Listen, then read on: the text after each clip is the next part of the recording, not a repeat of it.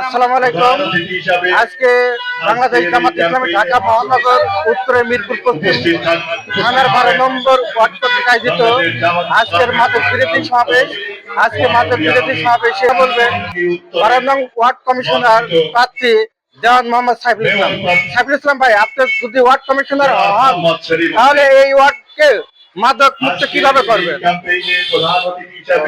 ধন্যবাদ আপনাকে।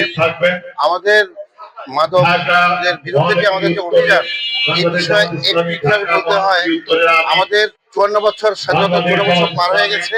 54 বছর পার হওয়ার পরে মাদক সেবীর সংখ্যা বেড়ে আমাদের মাদকের প্রধান ছিল সিগারেট। যেই সিগারেট খাওয়ার মধ্য দিয়ে মাদক সেবন শুরু হয়ে যায়।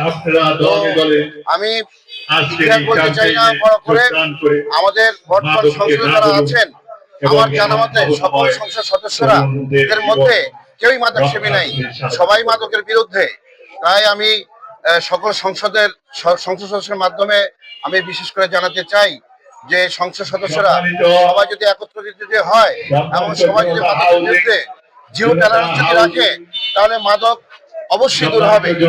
আর আমি 52 ওয়ার্ডের কমিশনার প্রার্থী হিসেবে আমার যেটা প্ল্যান আছে সেটা হচ্ছে যে এই মাদক সেবী যারা, এরা অনেক দুঃখ ভারাক্রান্ত অবস্থায় রয়েছে, এরা হয়তো গরিব অথবা তারা অনেক বড় লোক।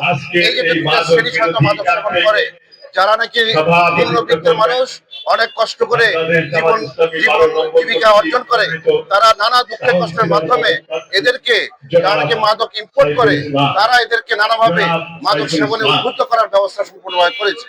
এরা শুধু মাদক সেবী না, এরা অনেক সময় কিশোর গ্যাং হিসেবে তারা সব এই দুঃখ ভারাক্রান্ত এই জাতীয় যুবকদেরকে বা যুবতীরা আজকাল সম্পত্তি হয়েছে, এদেরকে আমি চাই এদেরকে রিহ্যাবিলিটেট করার জন্য, এদেরকে মাথায় হাত ঘুরিয়ে মাদকের যে অভিশাপ, মাদকের যে ভয়াবহতা, এই বিষয়ে আমরা এদেরকে রিহ্যাবিলিটেট করতে চাই।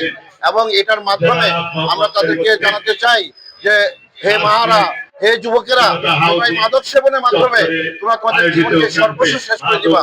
তাই আমরা অন্তপক্ষে যারা অর্থনৈতিকভাবে সবল রয়েছেন, তাদের বাবা মা তাদের জন্য চিকিৎসা করবেন। এবং আমরা এখানে মধ্যে যারা গরিব মানুষ আছে, যারা মাদক সেবী বাইদিবাই হয়ে গেছে অথবা সমাজের নানা কারণে তারা হয়ে গেছে, ভুল করে ফেলছে, এদেরকে আমরা অবশ্যই রিহ্যাবিলিটেট করতে চাই। এবং রিহ্যাবিলিটেট করার জন্য এই এলাকার সমস্ত জনগণকে সম্পৃক্ত করে আমরা একটা ফান্ড প্রয়োজনে ক্রিয়েট করে এদের সমস্ত ব্যবস্থাপনার দায় দায়িত্ব আমরা নিতে চাই, ইনশাআল্লাহ।